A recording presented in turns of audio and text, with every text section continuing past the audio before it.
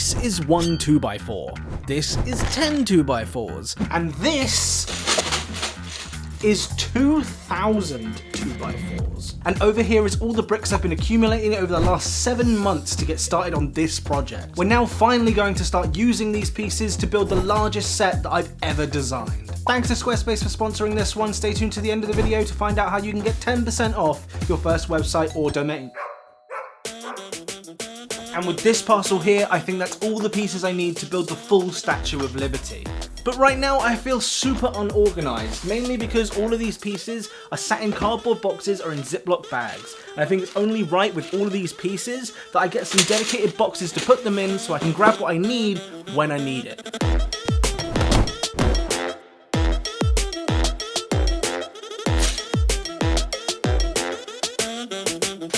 And for those of you who can't count how many bricks are here, it's around 7,000 to 8,000 pieces. And I know that's a little bit different to what I said before in my previous episode, with it being around 13,000 pieces. And the reason for this is when I was making the statue a more build-friendly model, I came across a fatal flaw that meant I had to redesign the entire thing. And to show you what I mean,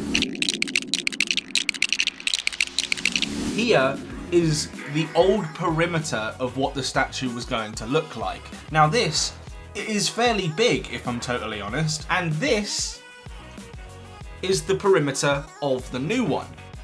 Now, as you can see, there's a considerable size difference here. But believe it or not, this new one is actually way more accurate in terms of scale to a minifigure. Now, I'm not going to take you guys through all of the maths that I did to work out how big this statue needed to be, because I feel like you've seen enough of that already. But you can even see in the behind the scenes footage of No Way Home that they built a physical prop of the statue for them to go on top of. And I've really tried to match this new scale with this particular statue as opposed to this one. One thing I have noticed though is that there seems to be a warping issue building in a perimeter like this. Now this is something I wasn't expecting to run into at all. So hopefully with enough building up of bricks, that issue is going to sort itself out. Now it's just a case of continuing to build these layers.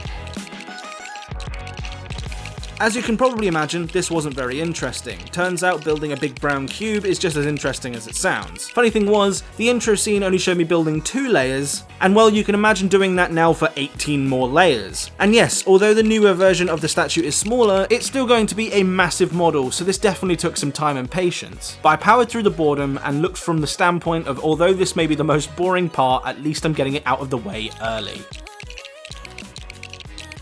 Guys, something has just showed up at the door, which I think you're going to really like. Parcels. Look at this, a CMF. I really wasn't bothered about these guys when they first came out, but there's one minifigure in particular that I feel would be really good for somebody in this mock. I'll let you guys speculate who that might be about. You guys told me to get this guy, and I'm glad I did. This is Firestar Toys Electro. He is a phenomenal looking minifigure. Only thing I will say is that I'm not too fussed about that face print. I might try and swap it out with the purest one that I found, as personally I just think that looks a bit more like Jamie Foxx than this guy does, but this is a fantastic minifigure and I'd recommend it to anybody that was thinking about getting an Electro, as we still have no current way of getting an official Electro just yet. And this one, I'm not quite sure what it is. Ooh. Oh, I can't show you guys what's in here just yet. So that one, you guys will have to wait and see what's up. Now this project can't go without thanking the people that make it possible. Not only do we have the members to thank now, which by the way, you guys should be getting videos and this series early, so if you want this series earlier, you can consider becoming a member. You'll also get a Statue of Liberty badge next to your name, which I think is pretty damn cool. But not only those guys, but our lovely sponsor Squarespace. Now before you skip, Squarespace is what allows me to create models like this. And besides, I want to show you how you can start making money with Squarespace right now. Now it's obvious that we all like Lego around here, and most people that like to build Lego also make Lego instructions for people to follow. Now instead of uploading to Rebrickable where you can get lost in the crowd, wouldn't it be nice if you had your own website where people could come to you and you alone to look at your instructions and work, almost like a portfolio. You could start selling your instructions like I do over on TommyCbricks.com, and maybe it's not just Lego instructions, maybe you want to start a clothing brand, blog, sell art or graphic design work. Squarespace's award-winning templates have you covered. Not only are they clean and modern, they're also fully customizable, and features like their video blocks, galleries, and checkout process are there to make your website stand out among the others. It's never been easier to get started with Squarespace. Just use my link in the description to get a 30-day free trial, and make sure when you go to checkout you're using code TommyCBricks to get 10% off your first website or domain name.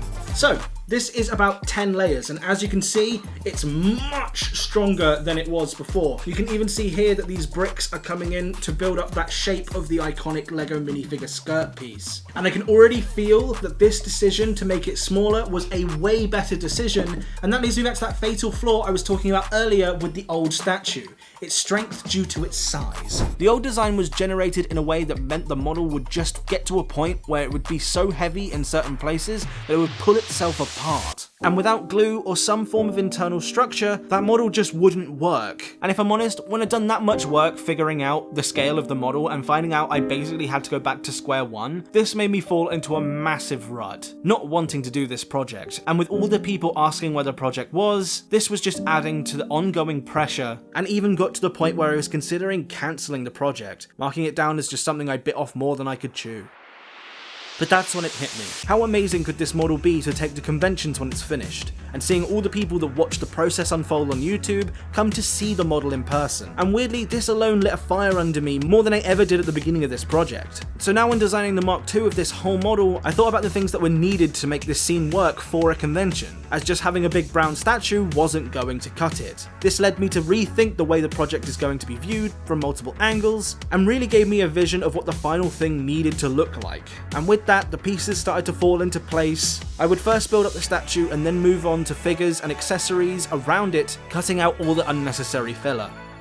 And there we have layer 15. Now the progress is coming along really nicely, but I will say it's getting pretty heavy, and that's slightly worrying, mainly because I now want to put this thing on a base. Oh yeah, we're now having a base. I wasn't going to show this in today's video, but I think it needs explaining. The reason we're now making a base is that when I made the Mark II of this statue slightly smaller, it lost about a quarter of its original height. And as I still want to keep this model's imposing nature, I really wanted to give it that height back, and the only way to do that was through the pedestal. The brick-built pedestal only consists of the top part, only just going down to the first observation platform. This means if we want to, we can add some extra minifigures here for either detail or Easter eggs. This gives the statue back its height that was lost in the redesign, however shouldn't eat too much into the budget, as it's only a small section of the pedestal. However, I will say, it eats a little bit more into the budget than I would currently like, as to get all the detail I want out of this pedestal, it's currently 1,400 pieces. That's layer 20.